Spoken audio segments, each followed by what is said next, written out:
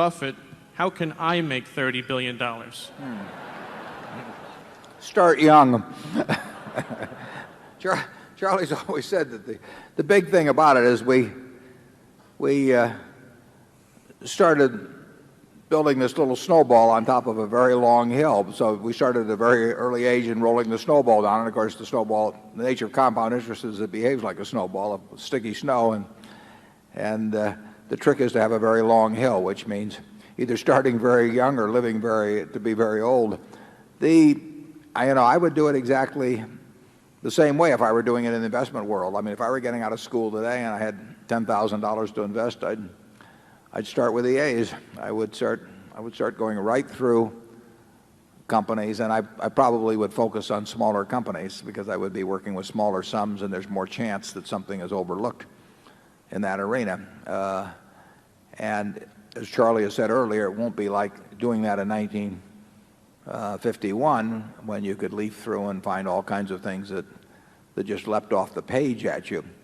But that's the only way to do it. I mean, you have to buy businesses or little pieces of businesses called stocks, and you have to buy them at attractive prices, and you have to buy them, and you have to buy into good businesses. And that advice will be the same 100 years from now in terms of investing. That's what it's all about. And you can't expect anybody else to do it for you. I mean, people will not tell you about wonderful little investments. It's not the way the investment business is set up.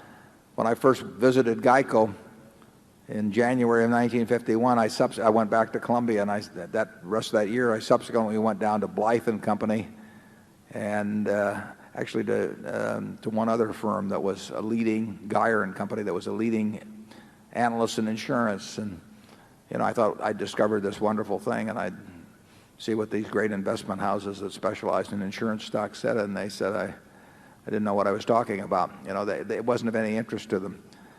You've got to follow your own. You've got to learn what you know and what you don't know, and within the arena of what you know, you have to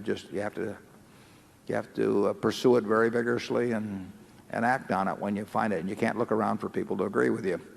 You can't look around for people to even know what you're talking about. You have to think for yourself. And if you do, you'll find things.